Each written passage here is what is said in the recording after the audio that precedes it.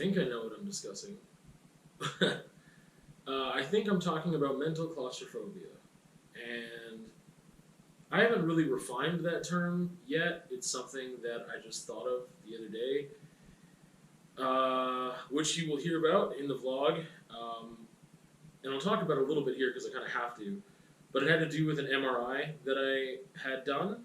And the context basically was that I was told that I would have music that, like my doctor brought up, like, oh yeah, like, are you claustrophobic at all? Blah, blah, blah. And I was like, I don't think so, like, not in a physical space sense. But if I'm trapped and I can't leave a place for like a certain amount of time, taking that choice away feels weird, and I don't want to be just like in some weird machine that's like tight for like a half an hour or more without any stimulation. And then he started talking about like, oh, like, yeah, you can have like music or whatever there, and I was like, oh, really? And he was like, yeah. So I phoned in advance and I asked them about it, and they said, oh yeah, yeah, yeah, you for sure. And then someone like went into detail and explained like, yeah, we can't really do podcasts, we just use Spotify, and we've got special headphones and everything, and you can just tell us what you want to listen to, and you're set. And then when they called me to confirm my appointment, I asked again because it was somebody different, and they just said, "Oh yeah, for sure. Like yeah, just when you get here or whatever on the appointment day, we can figure it out then." And then I got there for my appointment, and I like got dressed and everything and ready, and I'm sitting there on the bed thing that will go into the MRI. And then I was like, okay, so like because he talked about like taking all my jewelry off or whatever, and whatever. I had to leave my stuff, the few things I still had on me, outside the room, and he asked if I had any questions, and I was like, oh yeah. So like they mentioned like music and headphones and stuff, and then he was just like, yeah, no, that's not a thing. So one thing that happened, or one reason why things happened was that was really difficult for me. One of the reasons was because I was not mentally prepared. Had I known in advance I could not have the aid of music, I've never had an MRI before also, but if I had known in advance I can't have that thing, I would have prepared differently, and I still would have done it, but being lied to, and especially with no time to adjust, really did not sit well with me theoretically or in practice. And I was super frustrated and annoyed and upset and confused and a lot of different things. And it came down to just like the fact that I was told by 3 different people that there was a thing, and then I get there and they're like, no, no, no, that's not a thing. And I had confirmed after that, some people reached out to me because I had talked about it on Instagram, and they had said like, oh yeah, like I was told the same thing, and no, it's not a thing. And that they also like told me they weren't going to put me all the way into the machine, and they did, and like other things. And I was like, why lie to people?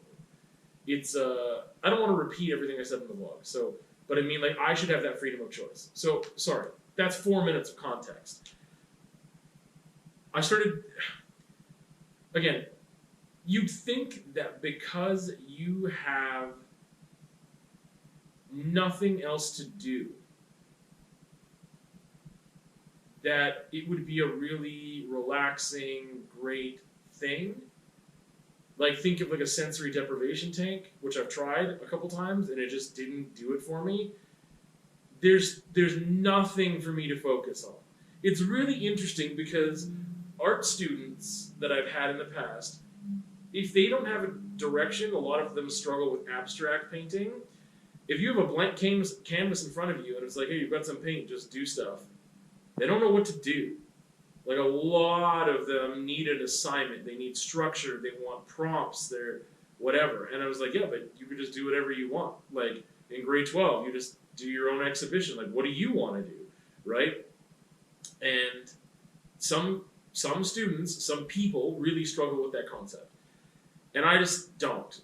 But I do struggle with the idea of a blank canvas time of reflecting. I don't know, forced reflection in a state where you have no other stimulation.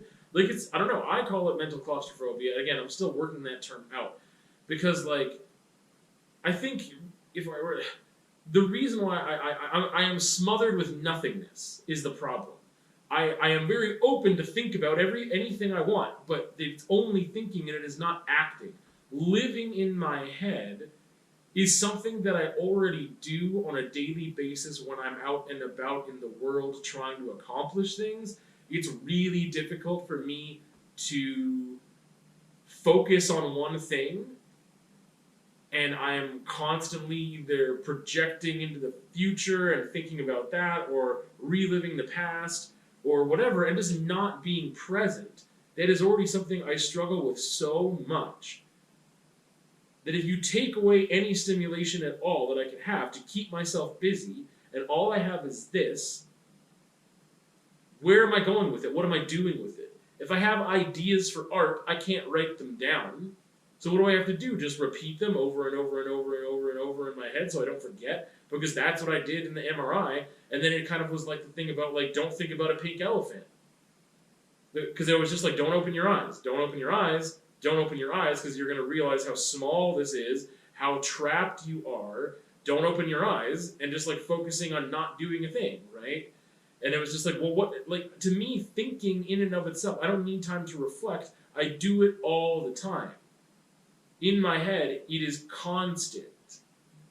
What I need is time to process those reflections, which is also interesting because it's something that I have talked about on the vlog, is that I think that I really miss talking in the vlog more often, and just vlogging in general more often, because I am not giving myself as much opportunity as I used to be reflective, to process, externally process the feelings and thoughts I'm having. So I'm reflective all day, every day. Like, it's happening constantly and automatically. I don't need extra time to do that. I need time to document that. I need time to talk about it, write about it, paint about it, whatever. Process it in different ways, externally, so that I can put those things into action, or so that I can learn more about the feelings I'm having. I can explore those things, but without an opportunity of stimulation to work with those thoughts. So stimulation, even music, that could be a point of focus for me. And those other things would be happening in the background, but I could focus on music and just experience that and almost use it as a meditative time. But without that stimulation, again, like, it is so difficult for me to sit there in thoughts. I've tried sensory deprivation tanks, and they kind of just stress me out. Because I'm just like, hey, I'm in here, and can't really do anything. Oh, I had a good idea for a painting. Oh, there it goes, because I can't write it down. Like, I without stimulation, I can think of things, and it's nice, but then if I can't write them down or talk about them, I lose them. So, in that sense, it's, to me, like, that mental claustrophobia was that you are smothered with not being able to do anything but think.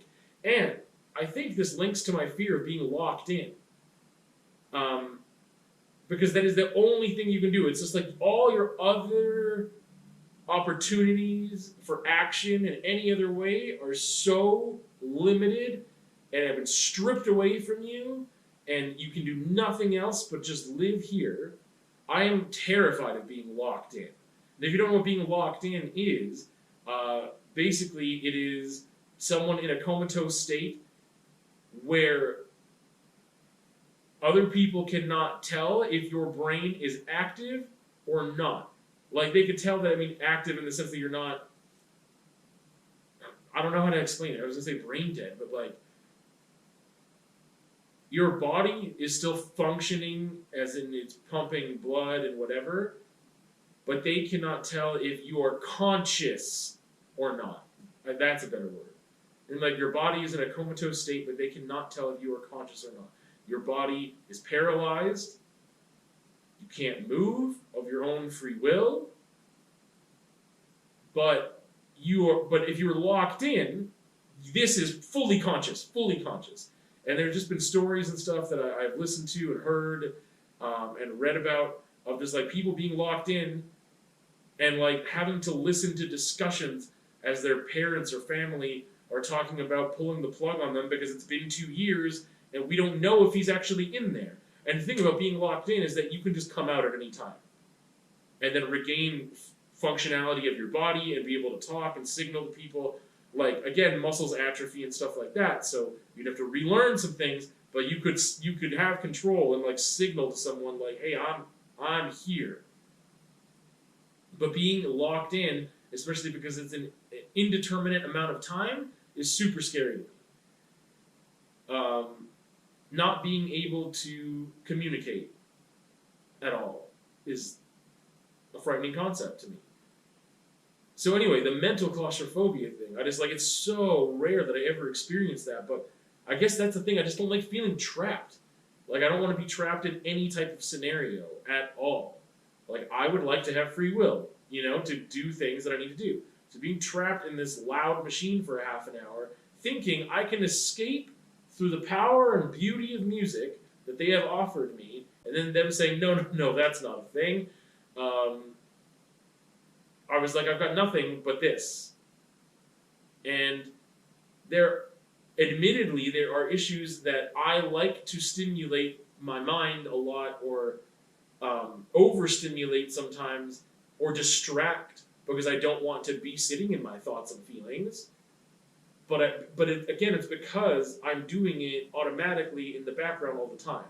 So I need times to do it in a focused way, again, with writing or with conversation, with others or with myself like this. But I need to do those things in a very focused way. Because again, just sitting there doing nothing with them, like, again, I'm doing nothing. I'm just having the feelings, I'm having the thoughts, cool. Can I write about them? Sure, okay, then I'm doing something. Anyway, to me, I guess that was the term that I just thought of there as like, or I don't know what to call it, mental void. Like, to me, the claustrophobia thing just makes sense. I'm just like, I feel suffocated by the fact that I can't do anything with my mind other than think. All I can do is think and not actually do anything with the thoughts. And that felt so limiting, and I felt trapped, and it felt like being paralyzed, and it just felt like it was not a good experience, especially to have thrown on me last second as a surprise. So I have invented a new term for myself because of it. It wasn't worth it, but now I have the term mental claustrophobia.